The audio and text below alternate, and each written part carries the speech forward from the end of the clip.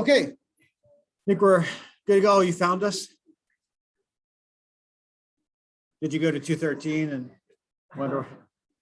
Yeah, the projector up there keeps overheating, so I don't know. I might just want us to stay here in 110.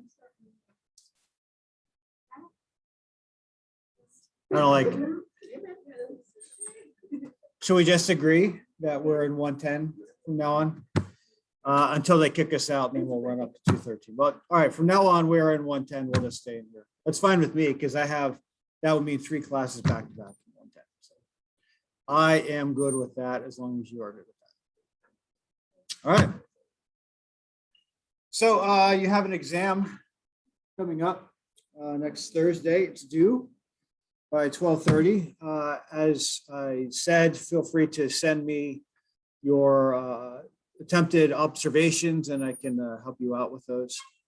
So don't send them. Well, Sunday morning, you'll be in church. I'll be at Eternals. You'll be at church because my church is in the evening. So you'll be busily like sending me all these emails and I will be at church trying to worship God and you'll be distracting me with all of your emails. But it always happens. Like students complain if I send emails Sunday morning. Why are you sending an email Sunday morning? It's church.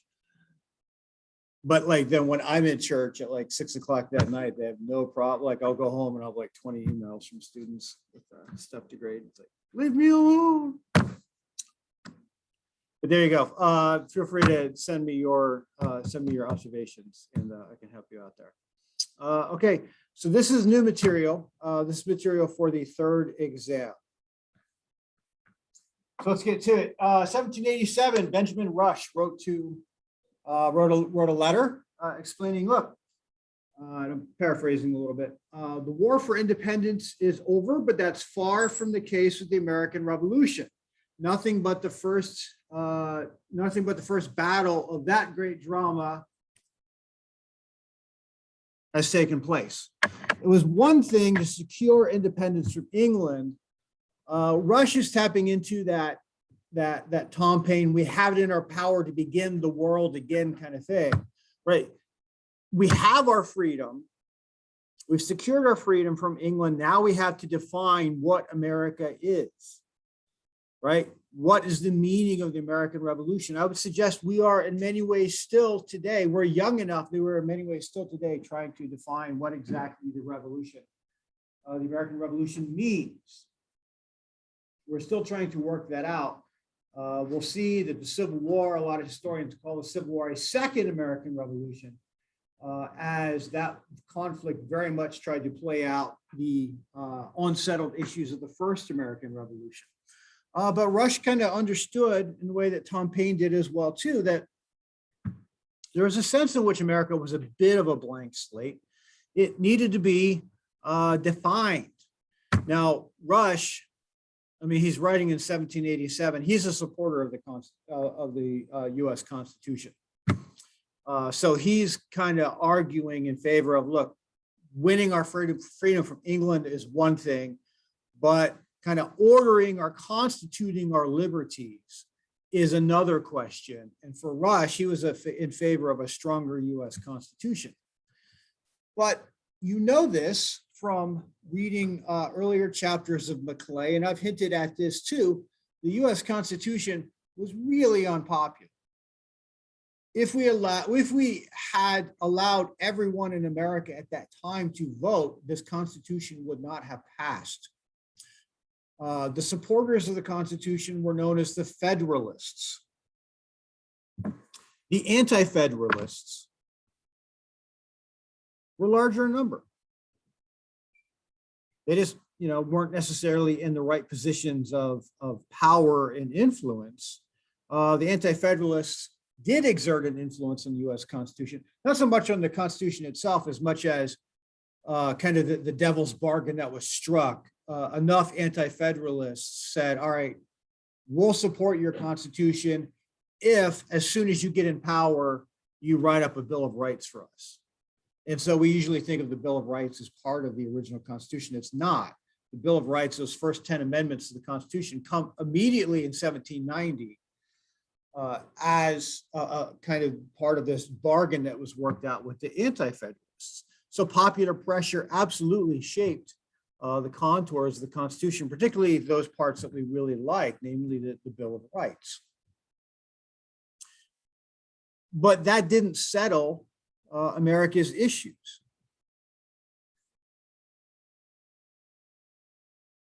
The Federalists and the Anti-Federalists just become the basis of our first two political parties. The Federalists on one side, the Federalists keep their name. The Federalists in the 1790s, and I'm going to kind of gloss over some of this stuff. Honestly, this is stuff that you've already read about in Maclay. He's gone through kind of the early conflicts in the Washington and John Adams administrations. You had the Federalists led by Washington, especially led by Hamilton, John Adams kind of there, a little bit more reluctantly. On the Democratic Republican side, this should surprise you, James Madison. James Madison wrote the Federalist Papers. He wrote, I mean, he's known as the father of the US Constitution. And yet, in 1791, he becomes the progenitor, the creator of our first opposition political party. Madison switched sides. He changed his mind. What happened? Well, Madison freaked out as soon as he saw what Alexander Hamilton was going to do with the newfound tax power of the new government and creating a strong central bank. Madison freaked out and was like, we got to do something to stop this. So he began kind of taking that anti-federalist sentiment, which didn't just like magically go away because of the new Constitution. He just took that anti-federalist energy and turned it into our first opposition political party, known as the Democratic Republicans. The figurehead, he's kind of the guy behind the scenes, the figurehead, although he's not, he's not back from France yet, is Thomas Jefferson. So it's Madison and Jefferson on one side, it's Washington, Hamilton, and Adams on the other side. Honestly, it's Adams kind of caught in the middle because he leaned more towards the elitism of Washington and Hamilton, but he was best buds with Thomas Jefferson. So Adams is really kind of stuck there in the middle between these warring parties. But these are our first political parties, and they fought over a number of different things. Actually, before I move on, the Madison story is an interesting one. Again, I don't know at Thanksgiving how much you get into political conversations with Uncle when he comes over, but if Uncle says at some point, well, we just need to get back to, founding fathers and the founding values, you need to politely ask your uncle, well, which founder are you talking about? And at which time, which founder are you talking about? Because James Madison in 1787 is very different than James Madison in 1791, right? These guys changed their minds. So this idea of the founders as a kind of like immutable source of political wisdom for us. I am a big fan of reading the Federalist Papers. Like, we should do that. I love reading that stuff. It's great. But lifting these guys up to, or lifting their writings to things like that up to the level of scripture or something, or thinking that somehow this was a period that was not characterized by the kind of conflicts that America is characterized by today. It's just so historically wrong. This was a terrible, terrible time to be in.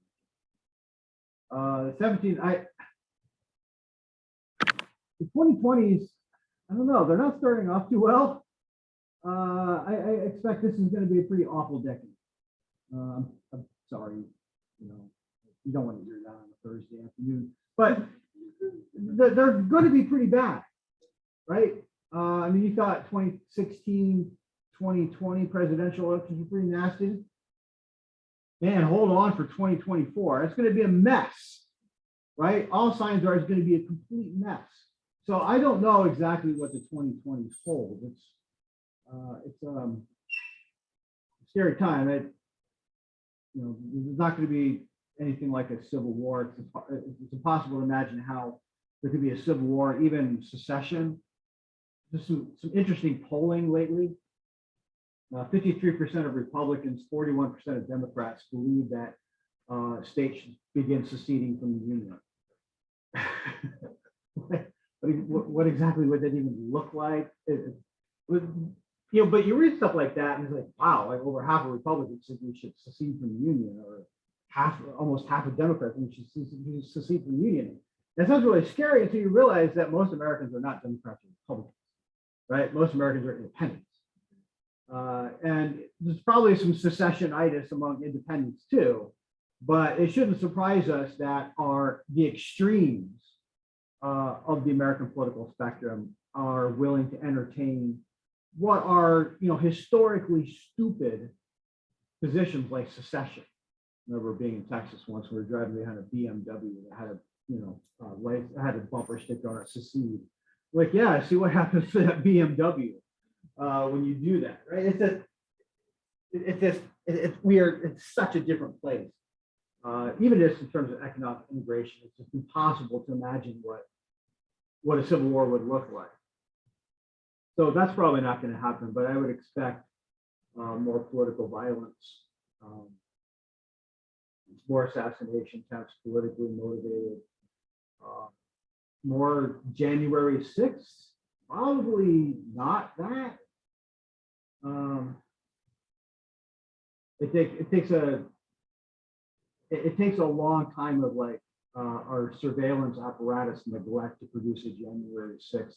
But once the January 6th happens, then you get about 10 or 15 years of pretty vigilant surveillance of us after that. So, probably not in the 2020s, but maybe down the road to be another January 6th. Probably not in this decade, but it's shaping up to be a pretty awful decade.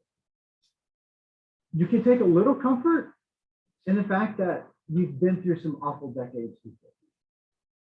No matter how bad the 2020s are, they will not be worse than the 1850s. We'll get there, right? We'll get there at the end of this course. They were worse, right? I mean, when your decade ends with civil war, that's when you know you've had a pretty bad decade, right? The 1790s were pretty awful as well. A lot of conflicts over, one party wanted to support France in the French Revolution, the other said we should support England. Fights over free speech, just a lot of different conflicts going on. But ultimately, the conflict between the Federalists and the Democratic Republicans is in many ways the conflict between the current Republican and Democratic Party, which is where should kind of the majority of political power rest? Should it rest in a central government, or should it rest in states and local government? The Federalists were for strong central government. The Democratic Republicans were for more state and local control. Right? We're still working through those issues today. They've switched a little bit. Democratic Party today, the Democratic Party today has its roots all the way back in the Democratic Republican Party of Jefferson, but the Democratic Party today is largely the party of the strong central government. The Republicans have kind of shifted from their Federalist origins over to more local control. But it's this conflict that they're trying to work out. I mean, it gets pretty nasty. At one point, Thomas Jefferson is writing up, we're going to talk about the nullification crisis in the 1820s, 1820s and 1830s. The nullification crisis stems from writings that Thomas Jefferson did in the 1790s, where this series of laws that were passed that were seen to prohibit free speech. I think Maclay would have talked about them, the Alien and Sedition Acts. Jefferson's like, do you remember Jefferson did not have a hand in writing the U.S. Constitution? He was in France. having sex with his slave at that point. So he doesn't have a hand in this. So when he's back in the States, he's like, I don't like this Alien Sedition Act. Can Virginia nullify? The answer ultimately is no, but Jefferson's at least entertaining it. Now, here's the interesting thing about politics. Aren't you glad we don't do this anymore? The way the Constitution was written up, the Electoral College picks the president and vice president. Whoever gets the most electoral votes is president. Whoever gets the second most electoral votes is vice president. Think about that. Think about that. They weren't expecting a two-party system when they wrote that up, but that's immediately what they got. And they immediately saw the problems of it. So the 1796, I mean, nobody was messing with George Washington. He ran uncontested in 1792. 1796, John Adams versus Thomas Jefferson. John Adams, a Federalist, wins the presidency. Thomas Jefferson, runner-up, head of the Democratic Republicans. He's vice president. If we still follow the Constitution today, 2016, Donald Trump would be president and Hillary Clinton would be vice president. Now, wouldn't that be an interesting world? I mean, there's a sick and perverse part of me that's like, man, I wish I would have stuck with that. Right? I wish I would have stuck with that. Right? Keep the force these people to get along with each other. Of course, the reality is they would not have gotten along with each other. And the evidence that they would not have gotten along with each other is what happened to John Adams and Thomas Jefferson. These guys were best buds, and they didn't speak to each other for like over a decade. And what happened between 1796 and 1800? It was an awful time in American history. A time that you're living through a pretty awful time. You can take some comfort in the fact that we have been here before. Not only that, but we've gotten through it. The 1800 election was pretty nasty. You're used to some pretty nasty elections. The whole QAnon thing, Democrats. It's not just that they have bad economic or social policy. It's that they're a bunch of vampires, right? Kidnapping children and then eating their blood. That's pretty nasty propaganda, right? Well, there was some pretty nasty propaganda in the election of 1800 too. Jefferson's people were complaining about Adams. Hey, if you elect John Adams, he's going to make the Congregational Church the national church. He's going to destroy your religious liberty. Whereas Adams' opponents are saying, Thomas Jefferson, this dude's an atheist. You elect this guy, he's going to destroy the republic by destroying Christianity. Here's an attack ad from the 1800s. That's God sending the American eagle to stop Thomas Jefferson from sacrificing the Constitution on the altar of Satan. So, that's a pretty harsh, that's some pretty harsh propaganda too. So understand, for as nasty as things get today, we've been pretty nasty in the past too, right? A two-party system breed a lot of nastiness, especially every 4 years or so. Imagine a MSU U of M game, but like every 4 years, right? So you have even more time to kind of build up. The nice thing about U of M MSU is that you play each other, you play like once a year, right? So you lose 1 year, it's easy to say, well, we'll get them next year. What happens if you only play every 4 years? It becomes a lot, that rivalry becomes even nastier, right? And that's what's going on here. Nevertheless, the election of 1800 goes off, except for a few fistfights, not much violence. And we have our first peaceful transfer of power between political ideologies. The Democratic Republican Party was always the numerically largest party. They just didn't have the right people in the right places. By 1800, they did. It took a little bit of time to work out, but Adams ultimately is pushed to the side, and Thomas Jefferson wins the presidency. He calls it not the election of 1800, but the revolution of 1800, because he understood how, I don't want to say it's unprecedented, but it is really remarkable. The first time in our history that two bitter rival parties come up against each other in an election. We shift power, right? We didn't change power in 1792. We didn't change power in 1796. Federalists, ran that. 1800, we do. The Federalists are pushed to the side. The Democratic Republicans, now just the Republicans, take over. And it's fairly bloodless. This gave Jefferson great hope. He would go on to give speeches about how America was the world's greatest hope. And it was because he had just lived through this time of incredible political turmoil, only to have it end with a peaceful election, a peaceful transfer of power between parties. Now, that's one thing where the election of 1800 has it over the election of 2020. It'd been nice to have a peaceful transfer of power. We didn't have that. Hopefully 2024, we will get back to that, because that is the way that America is supposed to work. We're supposed to fight it out. We can get pretty nasty when we do.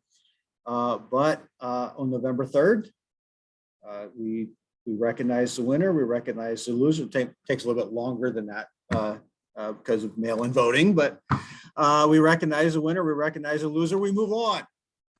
Right? If you're the loser, you rebuild your team. This is what you do. This is the way things are supposed to work. And so we'll see if that's happening for 2024. Hopefully it is.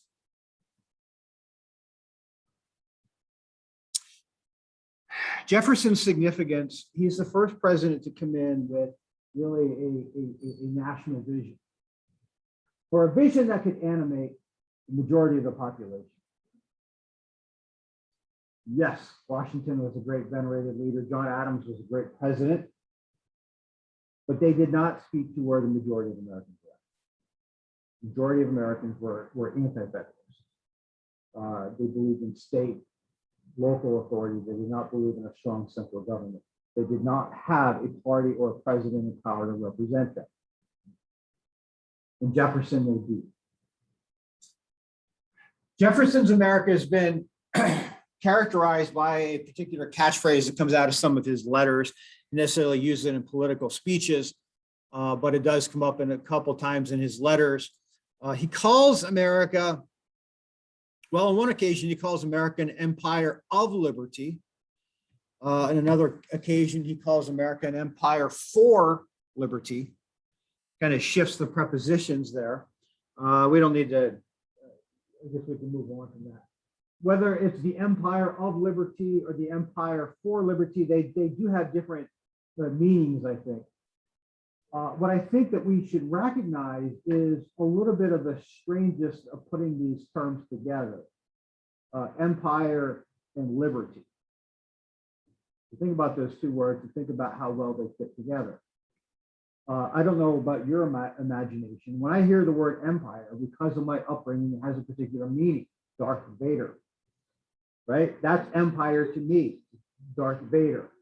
I don't think of Darth Vader as a person who was a big champion of freedom, right? He's a big fan of choking people and cutting them with laser sword, right? So empire and liberty, it should kind of catch you as a bit of a paradox, right? An apparent contradiction. These two things should not go together. An empire and liberty should not go together. In Jefferson's imagination, they do.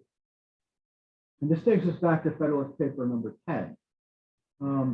Madison's argument in there was, look, I know historically we've looked to small republics to be the place that could best manage freedom. What Madison argues in there is, no, it's actually large republics. Large republics will help preserve freedom through increasing interest groups and increasing checks and balances. Jefferson's catchphrase, empire of liberty, for liberty, however you want to remember it, is essentially a catchphrase for Federalist Paper, for Madison's argument. Remember, these guys, these founding fathers that we talked about, their vision of America was of a mighty empire, right? Expanding to the West. their conflict with England, the shift to the new constitution, it doesn't change anything. All of these guys still see America's future in Western expansion.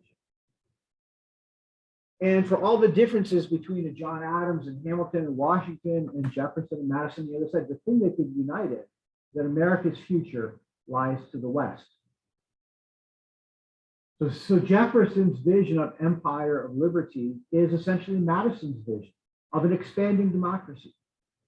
We are going to expand. Remember, empire in that language is not Darth Vader. Empire just means expanding territory, a lot of land, huge land mass like North America.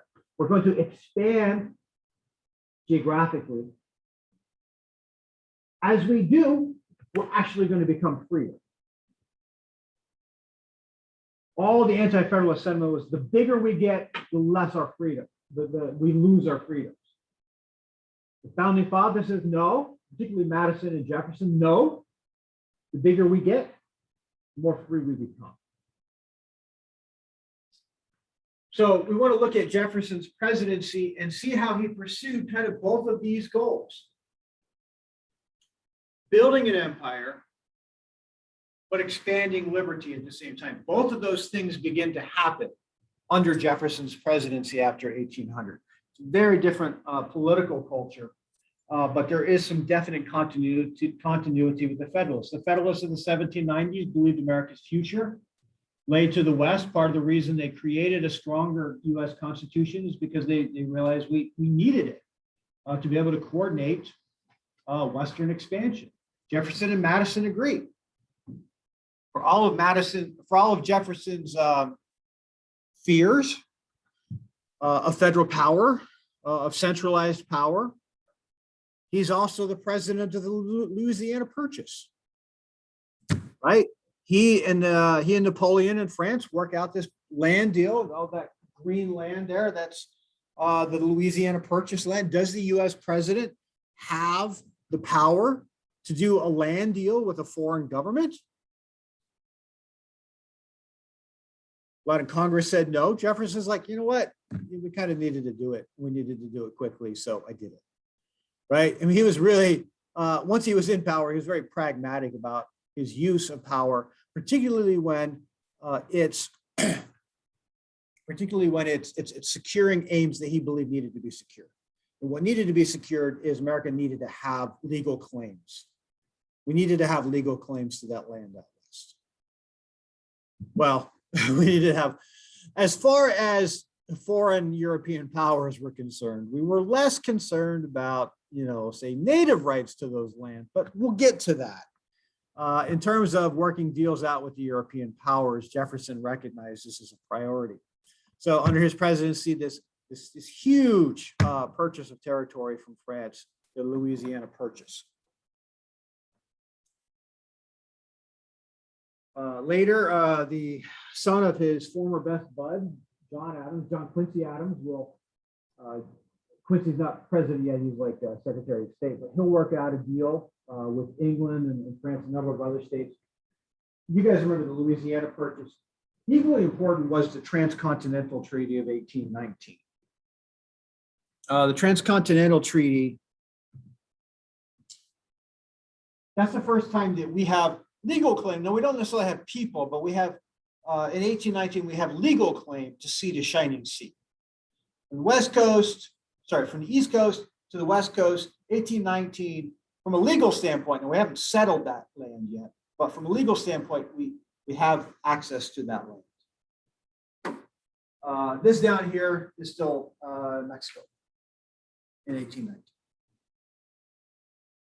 Actually, technically, it's Spain, but Mexico will work that out with Spain. We'll eventually work that out with Mexico through war, and we will gain access to the present-day Southwest too. But 1819, you see this land expansion taking place. So the federal government under Jefferson and then Madison and James Monroe are working this out at a legal level. Meanwhile, between 1800 and 1820, you heard that "Go West, young man"? Yeah, that's really starting under Jefferson, right? When you want to talk about the agents of American empire, this is who you're looking at. You're looking at the pioneers.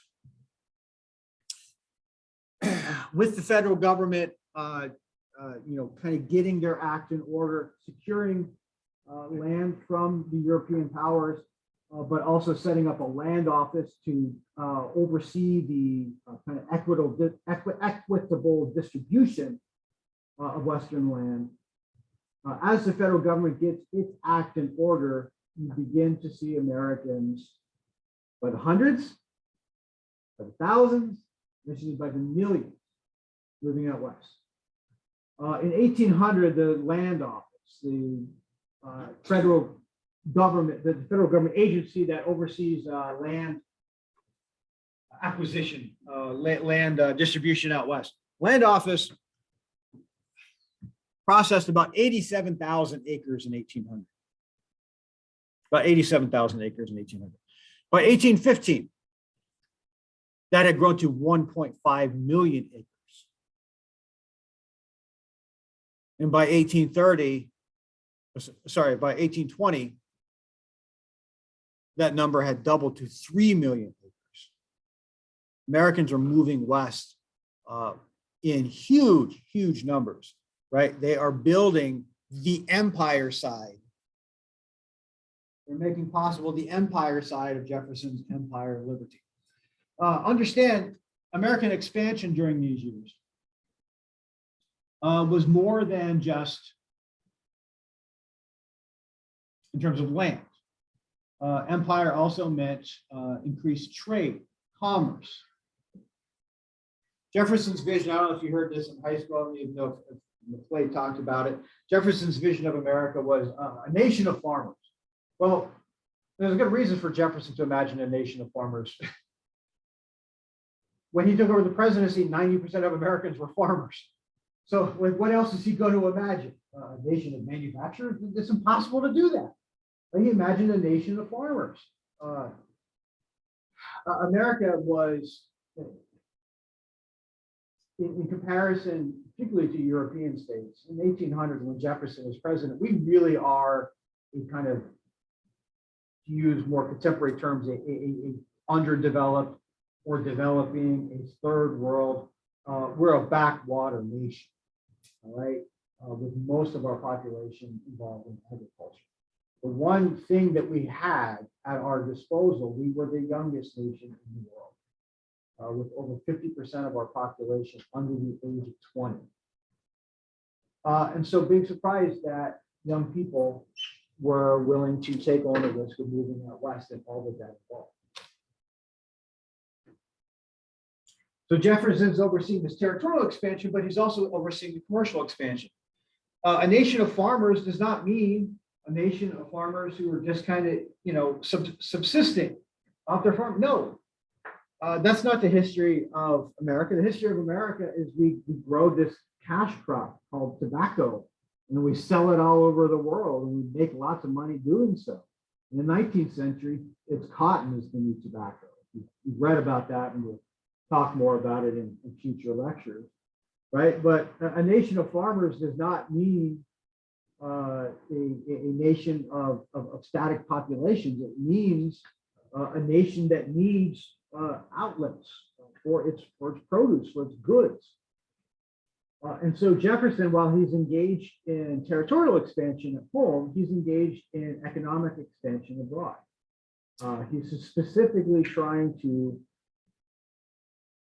well, he inherits a difficult situation, the French Revolution, which degenerates into a war between France and England. Jefferson had this catchphrase. What he wanted from the Napoleonic Wars was, this is his phrase, grow fat off of Europe's folly.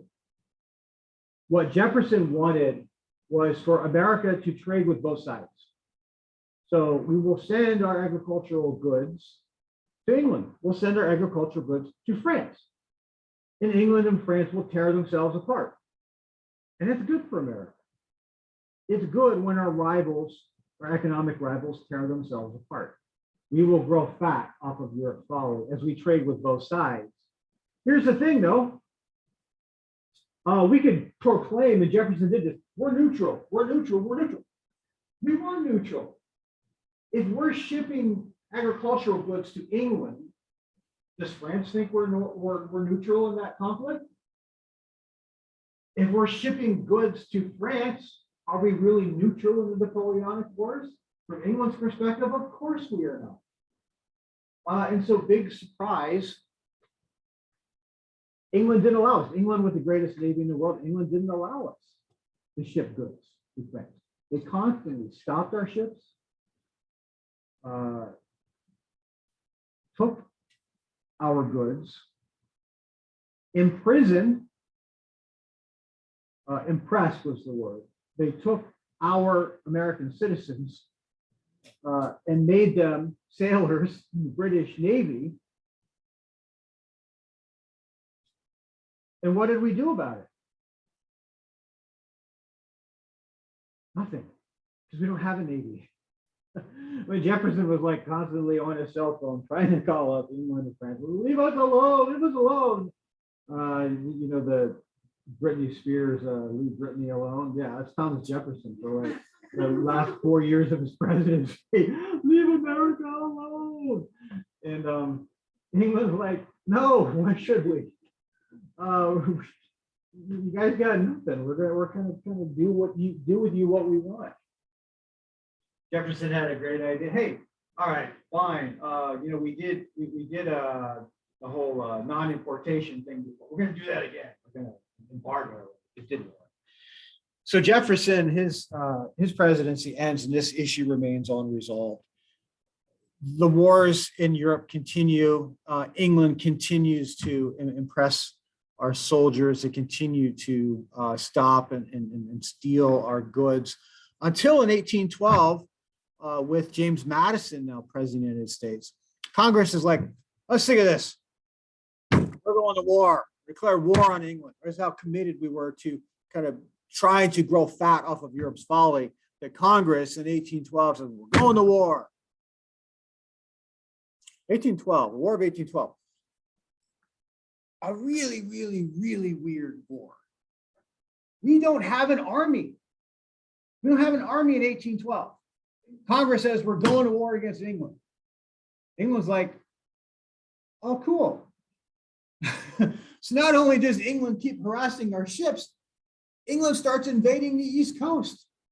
And there's nothing we can do about it because we don't have an army. England goes so far, they land, they march on Washington, D.C. They literally burn Washington, D.C.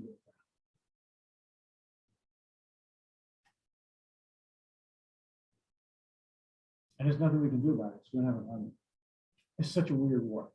Who declares war when they don't have an army? America does. Well, we build an army fairly quickly.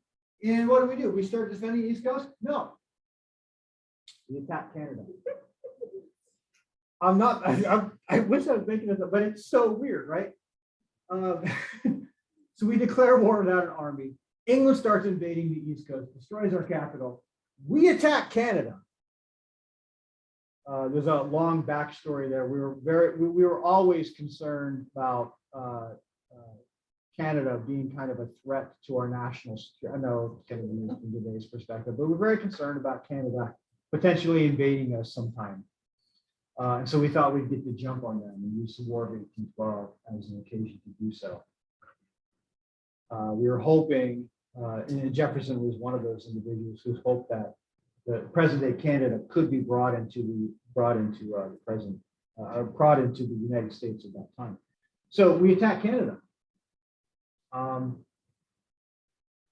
It doesn't work.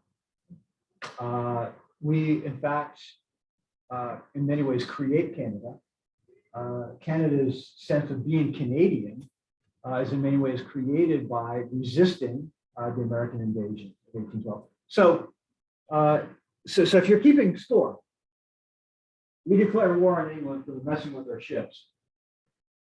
England invades the East Coast. We attack Canada. It doesn't work. And England says, hey, you guys want peace? You guys want to end this? It's such a weird war. But that's how it plays out. We attack Canada, it doesn't work out, but England's still like, yeah, can we have peace? And as a consequence of peace with England, the Transcontinental Treaty is in many ways the diplomatic outflowing of that. I mean, I think what it is England ultimately realized, like, what are we going to do? Are we going to restart the American Revolution? It's one thing for us to land some ships and destroy some cities on the East Coast. Do we really think we're going to bring the Americans back into the British Empire? No. So after a few years of just kind of having their fun with us, they're like, you know what, let's just be done. Let's just be done with this. Or they realize there's other ways for us to use the Americans other than to try to bring them back into the empire. So the War of 1812 ends up being the catalyst towards the Transcontinental Treaty, securing that landmass, but also, as a consequence of that, securing more open seas for American trade. So under Jefferson and then succeeding presidents after that, we're building the empire side of Jefferson's empire of liberty. We are expanding to the west, we're expanding commercially. Also under Jefferson, the liberty thing is happening too. Jefferson was of a very different sensibility. It was a very similar class as George Washington. It was a very different sensibility. Washington wore the wig, the symbol of aristocracy, the symbol of power throughout the European world. Jefferson says no more wig. Washington comes out to greet foreign delegates in the way that a king, a monarch of Europe would come out, to a balcony and wave to everyone. Jefferson comes out, he comes down off the steps, he starts working the crowd, starts working his way through, shaking hands. It's Jefferson is trying to signal, I am not your king. We don't do kings here. We don't do aristocracy here. Right? We are a republic, is not quite using democracy exactly there, yet, but right, but that's the origins of his party, the Democratic Republican Party. It's a more democratic sensibility that he is trying to model for the country, and it's one that the country picks up on.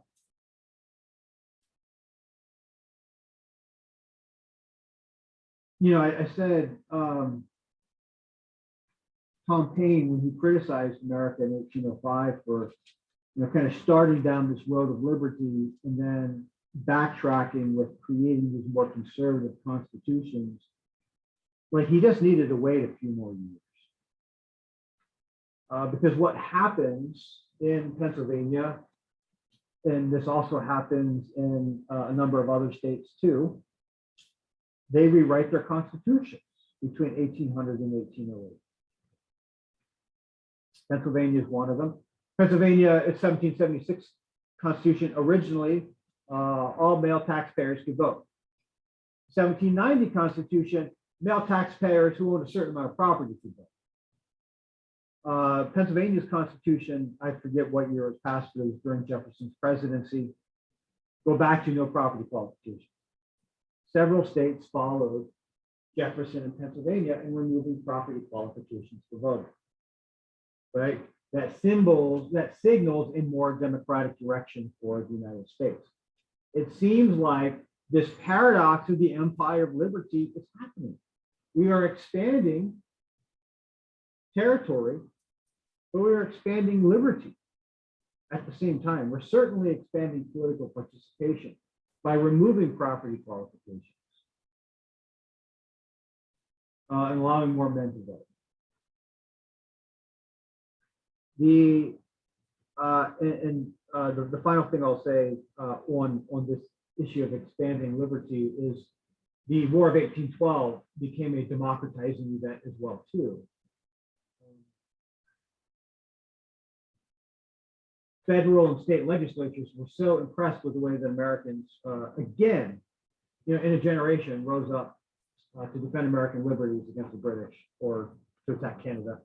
they were so impressed with Americans, stepping up to defend or to expand American liberty, that several rewrote their constitutions to give men more voting rights. Connecticut, for instance, had property qualifications for women until 1819. 1819, Connecticut, directly in response to the accomplishments of the War of 1812, Connecticut rewrites its constitution. All males of the United States is what they wrote in their country. Who can vote? All adult males in the United States could vote. So understand, between 1800 and 1820, Jefferson's empire of liberty is being realized. Right, we are expanding territorially. We're filling up the West. We don't quite get into Canada, but we're filling up the West pretty significantly. We're expanding commercially. We're building an empire. But we're also expanding liberty too. We are developing more democratic political culture in which the kind of things the Federalists stood for: property qualifications for voting, a limited electorate. Jefferson is kind of the jailbreak. Jefferson is kind of the anti-Federalists get to have their day. Jefferson is, well, as one Federalist complained, the republic has degenerated into a democracy. This isn't what we were supposed to be. We were supposed to be a republic led by enlightened, educated, wealthy men. Yeah, men. Under Jefferson, we reverse course. We develop a much more democratic political culture, the political culture that you were born into. Republic is degenerated into a democracy. And it's amazing how fast these things are happening. It's amazing how fast we are expanding to the West. It's amazing how fast our political culture is becoming this kind of common man political culture. The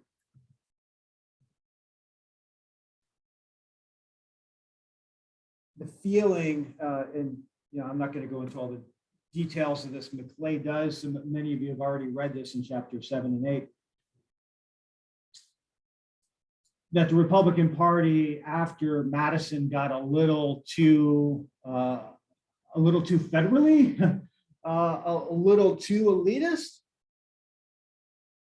and so there is another kind of break in our political culture in the 1820s, coming in the 1828 election. Specifically, when John Quincy Adams, who won in 1824, just barely, goes up against again that war hero Andrew Jackson in 1828, and Jackson just trounces him. Jackson was explicitly a supporter of democracy.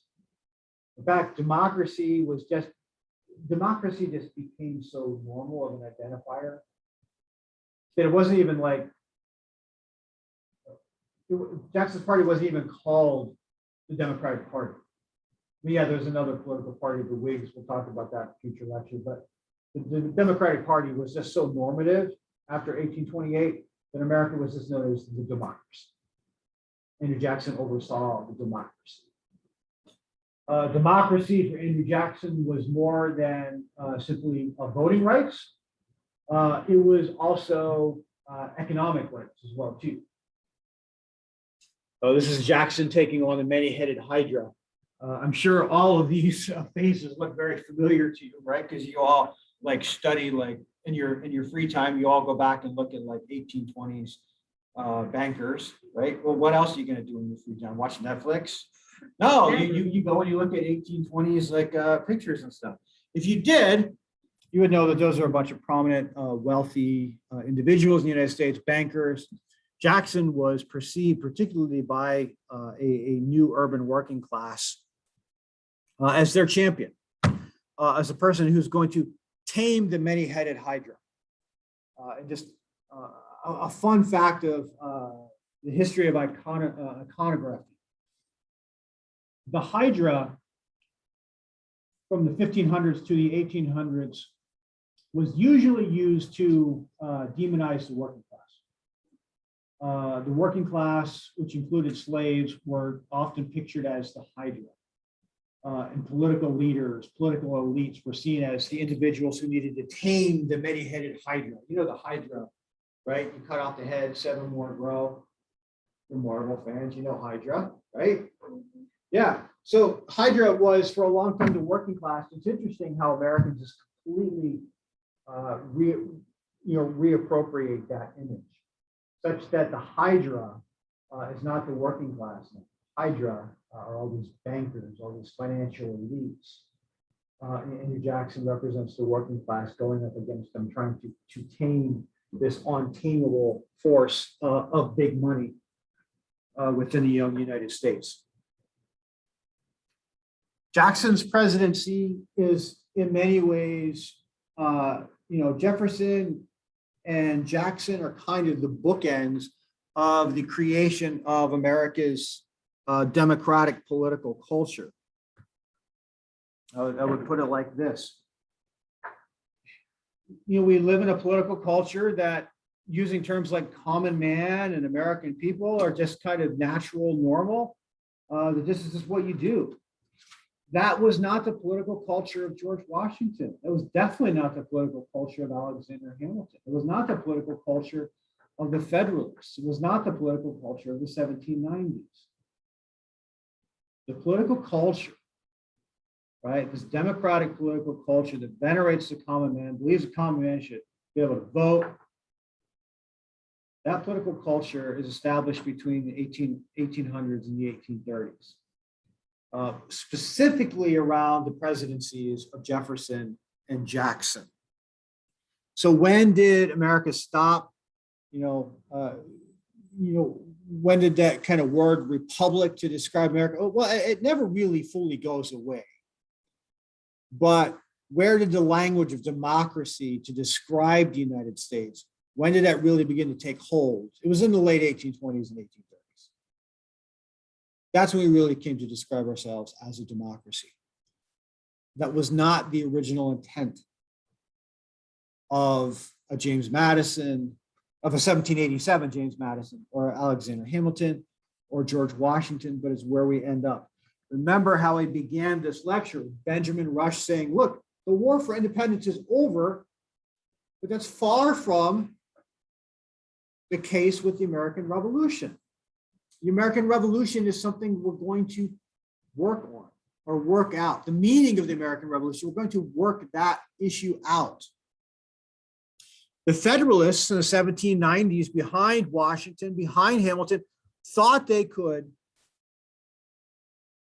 reorient America's democratic forces that had been unleashed by the American Revolution. They thought they could kind of move us back to an earlier time.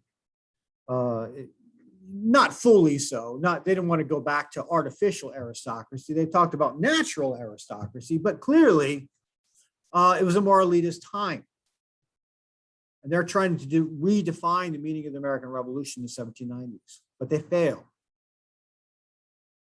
Ultimately, it's Jefferson and Jackson and Democrats who get to define the meaning of the American Revolution. But it's only after you go through that period of conflict, particularly in the 1790s. Fun fact before we move on. What is Jefferson essentially saying there?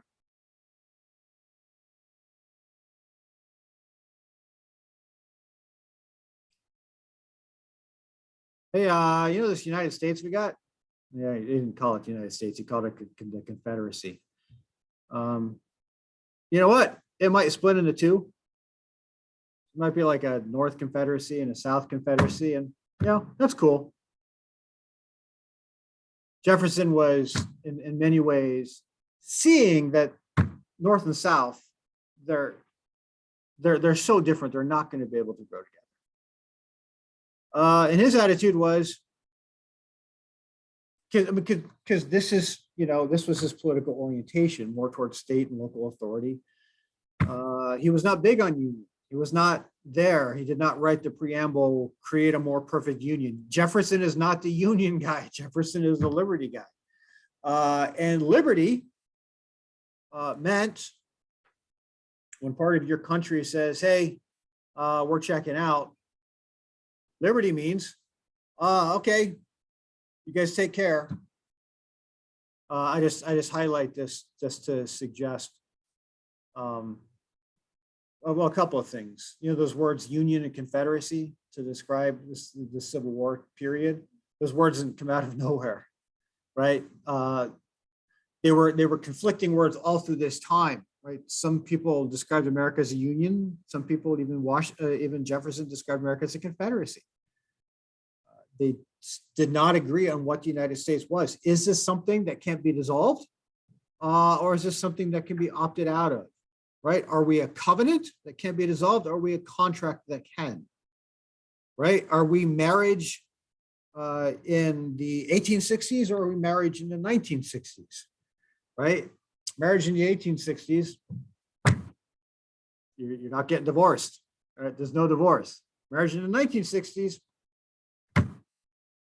we'll talk about divorce metaphors to help make sense of the Civil War going forward. But understand that with more democracy comes more conflict, right? I mean, Madison had predicted this in Federalist Paper number 10. More freedom means more factions. More factions means more conflict. The price of freedom is a factious society. The price of freedom is political conflict. We could have a unified society. We just have to start taking people's freedoms away. I think I've said this before. There's just countries out there that don't have a problem with factions. They don't have a problem with political conflict. North Korea. You guys want us to become North Korea? Probably not. So the price of freedom is faction, conflict. So when we move to a more democratic society, it's happening under Jefferson.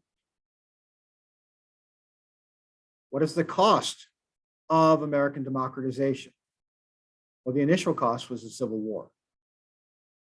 A more democratic society, a society that conflicted more, conflict that ultimately led to the Civil War. I'm getting a little bit ahead of myself. Understand that the American Revolution that's being defined during these years is not just a political event. The American Revolution was not a political revolution, just a political revolution. It was an economic revolution too. The people who fought in the American Revolution were believed that not only their political lives would be better, but their economic lives would be better.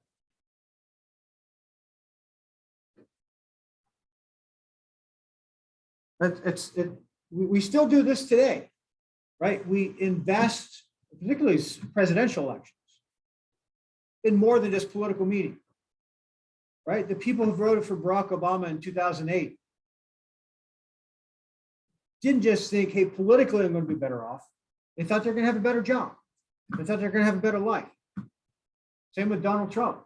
When people voted for Donald Trump, it wasn't just simply, we're going to stick it to the libs. It was, Donald Trump's going to give me a better life. Biden, his presidency was invested. Americans invested the Biden presidency.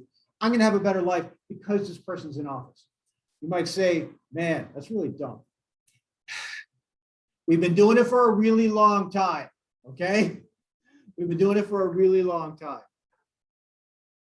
All the way back to Andrew Jackson, if not earlier to Thomas Jefferson. Understand, the promise of the American Revolution was not just simply for political freedom, it was economic freedom. The meaning of the American Revolution was economic and not just political. Americans expected, by winning independence from England, that they would have more economic opportunities. And that's what you see, especially after the War for Independence.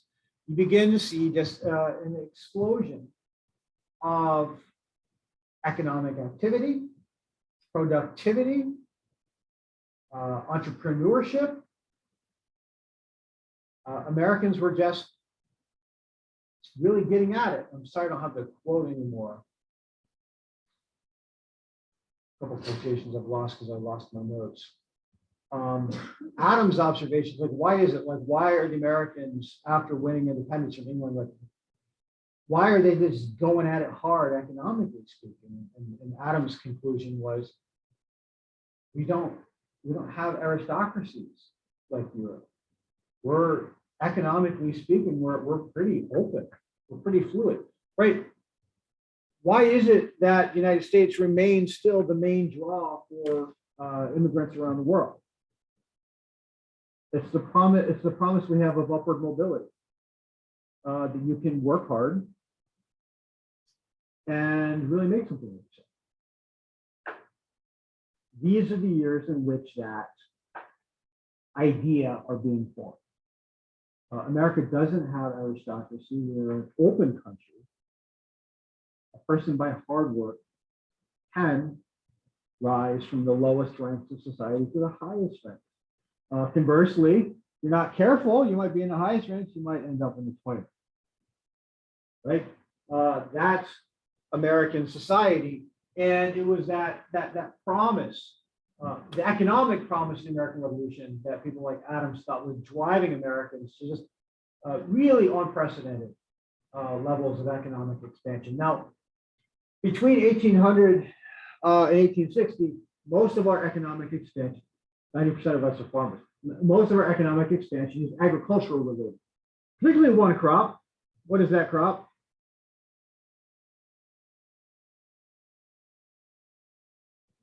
Huh? Not by 1800. There's not too much tobacco production going on anymore. The cotton gin invented in the 1790s. Cotton production begins to ramp up after 1800 and really after 1830. So we can, it's like this in history. We need to remember that there's always two sides to the same coin. So we can celebrate the so-called market revolution of this time. We can celebrate America's incredible economic achievements during these years, but we have to keep in mind the main thing that Americans are producing and selling overseas is cotton. And who's doing that work? Cotton expansion is met by slave expansion. You have, the time of the American Revolution, you have an estimated 350,000 enslaved persons in the United States. That number dramatically decreased as northern states ended slavery. We'll talk about that. Nevertheless, by the time of the Civil War, 4 million enslaved persons within the United States. So we have to kind of keep both sides of the coin, I think, together so we can celebrate America's market expansion, I think, but remember the cost of that economic expansion. It's not just agricultural expansion, it's inventions, it's other things going on. A guy in Hadley, Massachusetts figures out how in 1796 how to make a broom from old corn stalks. By the 1830s, Hadley, Massachusetts is manufacturing 500,000 of these brooms every year, shipping them all over the country. You know, Hadley is an example of, well, they're still around today. Towns or cities that are essentially founded around one particular industry, right? One thing that kind of, it didn't not just justify that town's existence, certainly gave livelihood to that particular place. Like, and you guys ever hear of Batesville, Indiana? Batesville, Indiana is the casket making capital of the world. Seriously, people are dying to get a hold of one of these Batesville caskets. I mean, can you dig it?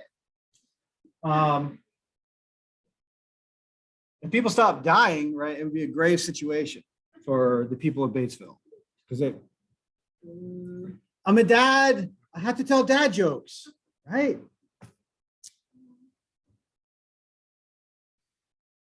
It's during these years that a Central American mythology You probably heard of rags to riches. Before there was rags to riches, there was self-made, particularly self-made men. These are the years, 1800 to 1830, that our political culture is opening up, but our economic culture is opening up too. We're inventing one of the enduring American myths, the myth of the self-made man.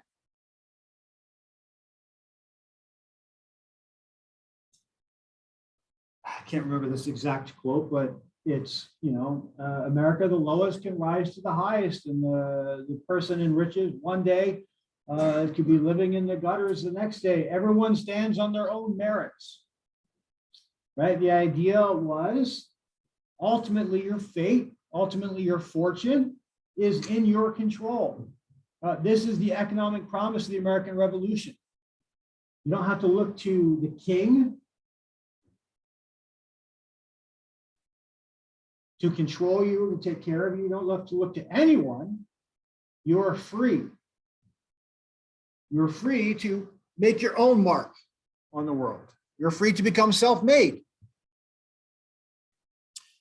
And self-making, that phrase works this way into American mythology, still around today. This statue, the self-made man. This is not from like the 1830s or the 1930s. This is from the 2010s. This is an artist currently making self-made man statues. And they're filling up around the country. So not only do we not stop telling the story of America as a place of self-making, right? When you think of self-making, think of upward mobility. We continue to do so today. I think that it's particularly during times that we feel like self-making has maybe stalled or stopped, that we get a little anxious, and then we start investing in iconography like this, like we're trying to say, look, remember our past. We are a place of self-making, so we can be so again. And it's funny to track American economic history. Every time we think we've gotten to a place where upward mobility has stopped, right? Marx was right. The classes are set. There's no more upward mobility. Something happens, right? So in the 1980s, there was the thought that that's it. That's it for the American manufacturer, the American manufacturer male. There's no futures left to conquer. And then the tech world of the 1990s came along. It's like, holy crap. So you mean a college guy can become a billionaire? Granted, a Harvard college guy, but still, right?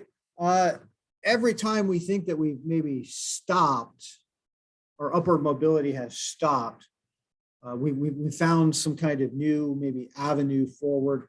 Now, that's a different question than saying, is self-making available to everyone, or has it historically been available to everyone? I don't want to go too far down that road now, but there's a reason I call self-made manhood a myth, right? It's not that there's no truth to it, but it is mythology. Because in any period of American history from the 1800s up to the present, we can say that upward mobility is just not available to everyone. There's some people who literally are stuck. I can think of 4 million people who were stuck at the time of the Civil War. But the question I always leave students with is, well, yeah, so maybe self-making is a myth, but isn't it an essential myth? Or isn't it a useful fiction? Like, if we stop believing America is a place of upward mobility, are we going to try? If somebody tells you you're not going to be a successful business person, you're just not going to be. If you believe it, you're not going to try, right? You have to say, you know what? I have the potential to become a successful business person. You have to believe it, even if it's not true, right? So self-making might be a fiction, but it's one that we have to believe in, because what's the alternative? Not improving ourselves, not working hard, not going to college, right? I mean, is that the path? That's not the, obviously I'm preaching to the choir here. You're all people who believe that investing in yourself, particularly in terms of education, is going to increase your potential for self-making, right? Clearly you are self-making disciples, right? And even though we can admit that self-making is maybe not available to everyone, we're kind of stuck with it. We have to keep believing it. We have to keep investing that with meaning. Otherwise, we're not going to try. So a dude who tried, John Ball. John Ball was born in 1796 in New Hampshire. 10 to 10 kids, boy, dad's a farmer. Guess what? John Ball's stuck. You're a farmer. You're the youngest boy born to a farmer in New Hampshire, in the 1790s. Guess what you're going to do? You're going to learn how to farm, and you're going to be a farmer. John Ball didn't want to be a farmer. So whenever he could, he went to school, whenever dad had let him.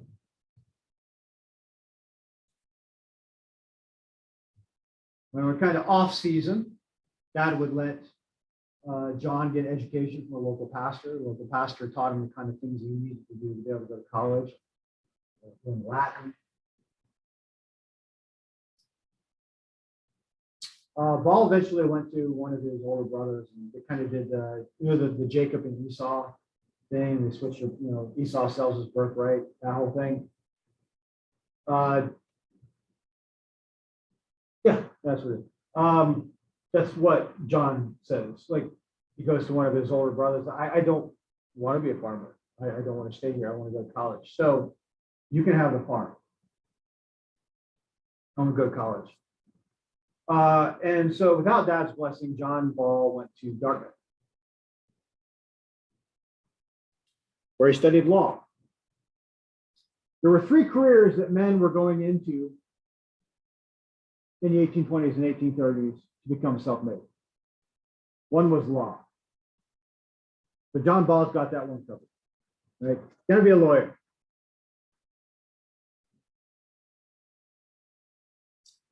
On his travels through Georgia, I don't know exactly why he was going there, but on his travels through Georgia, John Ball gets kind of stuck there, shipwrecked, has to figure out how to make a living, decides to become a school teacher. So he works for about a year and a half, kind of running a school in Georgia.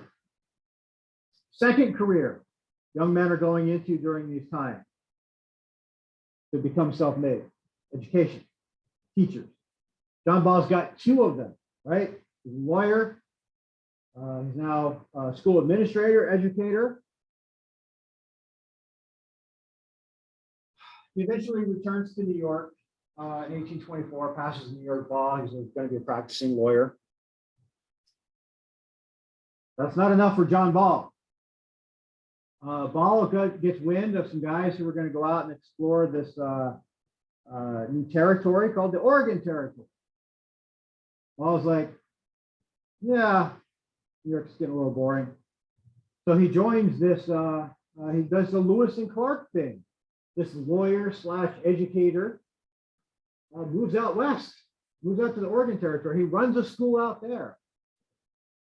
They tried to keep him out there. John's like, nah, I think I want to go home. So he went back to New York, wrote a book up about his experiences. Third thing the self-made men were going into, trying to make something of themselves. Writing, publishing. Ball's got all three of them covered: lawyer, educator, writer. A couple of doctors read Ball's book. Like, yeah, guy can help us out. So they go to John Ball and say, hey, there's this new state coming into the union. Maybe you've heard of it, Michigan. And we want to settle some land out there, but we don't really know what we're doing. So could you go out to Michigan for us and find us some good land? So John, around late 1830s, he goes out to Michigan, finds some land, likes what he sees. Michigan's pretty nice, decides to stay. John goes on to establish the first public school system in Michigan. Eventually in the 1850s, he will become a state legislator in Michigan. And some of you at this point, especially if you're from the Grand Rapids area, might be thinking to yourself, John Ball, that the John Ball Zoo guy? Yeah, that's the John Ball Zoo guy. This farm kid from New Hampshire has made himself into a really important person in the state and the history of Michigan. Finally, at age 55, John decides to get married, goes on to have 5 kids. Who is this John Ball? John literally grabbed life by the horns and took himself from nothing and made himself into not just a successful, prosperous, but influential man, a self-made man. And American history is littered with the self-made men. This age is littered with the self-made men. Even if they weren't self-made, they did everything they could to try to cast themselves as self-made. Right, that still goes on today. People were criticizing Donald Trump for, when he started his company that, his dad gave him money to start it.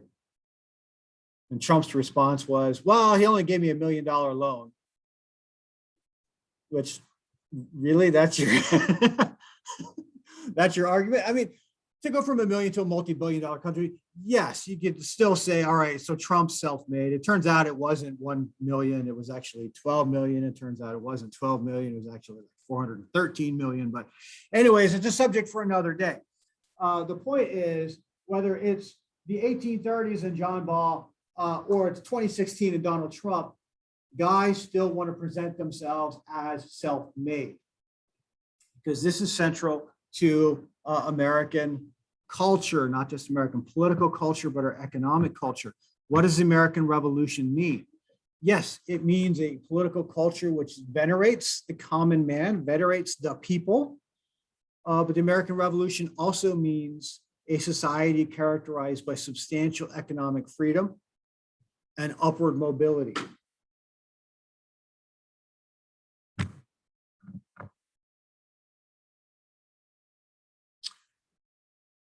But was it true